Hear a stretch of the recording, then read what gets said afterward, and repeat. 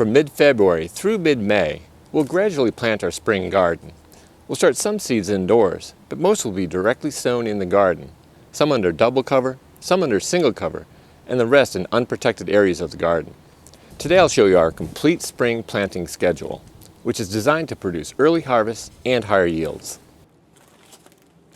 I'll also share a tool that you can use to plan out your own spring planting schedule.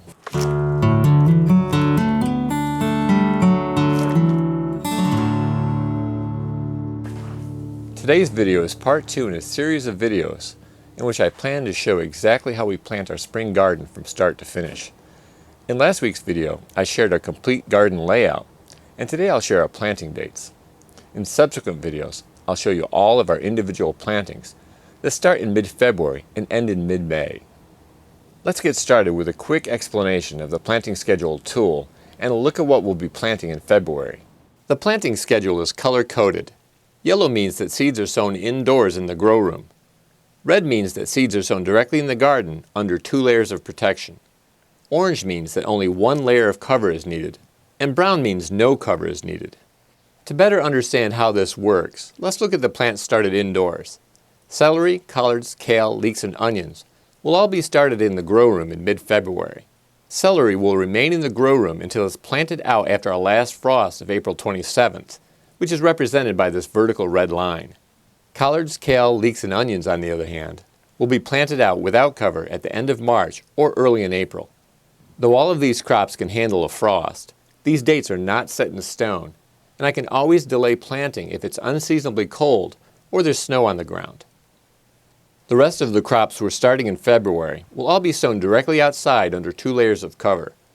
Carrots, lettuce, peas, radishes, and spinach will all be planted in our double-layered low tunnels in mid to late February. I'll remove 1 layer of cover in late March, when average lows are typically above freezing. And I'll remove the remaining cover in early to mid-April, when temps are no longer expected to dip too much below freezing. As before, these dates are flexible. If it's very cold or snow is expected, I'll keep the covers on longer. Now let's take a look at our planting schedule for March. We'll be starting summer favorites like tomatoes and peppers indoors in the grow room, and outside under cover, we'll start cool weather crops like peas and potatoes. About 6 weeks before our last frost, we'll start basil, eggplants, peppers, and tomatoes in the grow room, and we'll transplant them into the garden a few weeks after the last frost. At about the same time, we'll direct sow carrots, lettuce, peas, and potatoes under a single layer of cover, and we'll remove the cover a couple weeks before the last frost. One of the big advantages of starting cool weather crops outside when it's still cold is that garden pests aren't active yet, so plants have a chance to become established without the risk of pest damage. Finally, in late March we'll plant 2 perennials, gooseberries and raspberries. We'll plant them along the fence on the east side of the garden, along with other perennials like honeyberries, lovage, and French sorrel. In April, we'll direct sow summer crops like zucchini and cucumbers under cover, and cool weather crops like turnips and beets in unprotected areas of the garden. By April, it will be warm enough to direct sow cool weather crops without any cover. We'll plant beets, bok choy, potatoes, Swiss chard, and turnips in early to mid-April. It will also be warm enough to start some summer crops under a single layer of cover. We'll plant cucumbers, summer squash, and winter squash in cold frames in early to mid-April, and we'll remove the cold frames after the last frost. We'll also start watermelon in a cold frame after the last frost and remove the cold frame a few weeks later. Though we've never lost cool weather crops when planting early under cover, there's a small chance we'll lose some of the summer crops we direct sow before the last frost. But unlike planting out tomatoes too early and potentially losing the plants, there's very little downside to planting a handful of seeds before the last frost. The worst case scenario is that I'll have to plant cucumbers and squash more than once. But even this minor setback is unlikely. May is typically the busiest month for gardeners here in Zone 5, but because we got an early start, there's very little left for us to do in May. We'll transplant summer crops like tomatoes and peppers, but there's very little left to plant from seed. Depending on the weather, we'll direct sow beans in early to mid-May. We'll plant scarlet runner beans in the front yard and pole beans in the back. To make the most of our space, we'll grow 1 single-stemmed, pruned, indeterminate tomato and 2 pole beans up the same stake in a variety of locations around the garden. Okay, that was our spring planting schedule. Now let's take a look at a tool that you can use in your garden to plan your spring planting based on your last frost date. You can use these tools even if you don't use season extension tools like hoop houses and cold frames. Even without these tools, you can get an early start on the growing season by planting cool weather crops before your last frost. To make your own copy of the tool, follow the link in the description below and select File, Make a Copy. After making your own copy, you'll be able to customize the tool based on your last frost date. When you scroll down to the bottom, you'll see there are 3 worksheets. If you don't use any season extension tools like cold frames or low tunnels, select the No Cover worksheet and enter your average last frost date, which you can find online. The tool provides planting dates for 54 crops. Yellow indicates when to start seeds indoors, and brown indicates when to direct sow or plant out crops that were started indoors. Some crops, like carrots, don't have a yellow bar next to them. That means it's best to start them outside in the soil.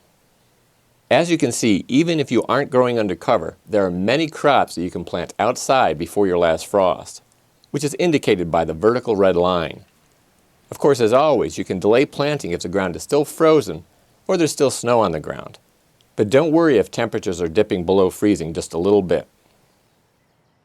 If you're going to start some crops under a single layer of cover, select the Single Cover worksheet and enter your last frost date.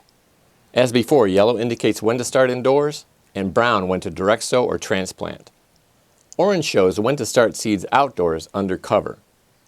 As you can see, a single layer allows you to start seeds outside a few weeks earlier. Keep the cover over the plants for the duration of the orange bar. If you're growing a variety of crops under the same cover, and the orange bars end at slightly different times, just keep the cover on until the end of the latest orange bar. When growing under cover, make sure to vent to prevent overheating, especially on sunny days. And depending on the weather, you may need to remove the cover earlier or later than indicated on the schedule. Finally, if you're growing under double cover, select the Double Cover worksheet and enter your last frost date. You can also use this worksheet if you're using a combination of approaches, namely starting some seeds with no cover, some with single cover, and others with double cover. Growing under double cover allows you to start seeds 6 weeks early. Keep the second layer of cover on for the duration of the red bar. If you're growing a variety of crops under the same structure, and the red bars end at slightly different times, keep the second layer on until the end of the latest bar. And as before, to avoid overheating, you'll sometimes need to vent the structures, especially on sunny days.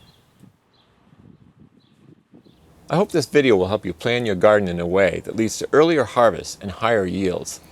Like I said, even if you don't use season extension tools, you can still get an early start on the season simply by planting cool weather crops before the last frost. And if you spread the work out over several weeks or even a few months, the work becomes more manageable and you won't be in a mad rush to plant in May. Now that I'm done planning the spring garden, I'm ready to start planting next month. I'll be back with the next installment in my spring planting series in mid-February. For even more timely updates on my spring plantings, please follow me on Facebook, where I'll share what I'm doing in real time. If you found this video helpful, please give it a thumbs up. And if you haven't already, please subscribe for more videos on how to grow a lot of food on a little land without spending much or working harder than you have to.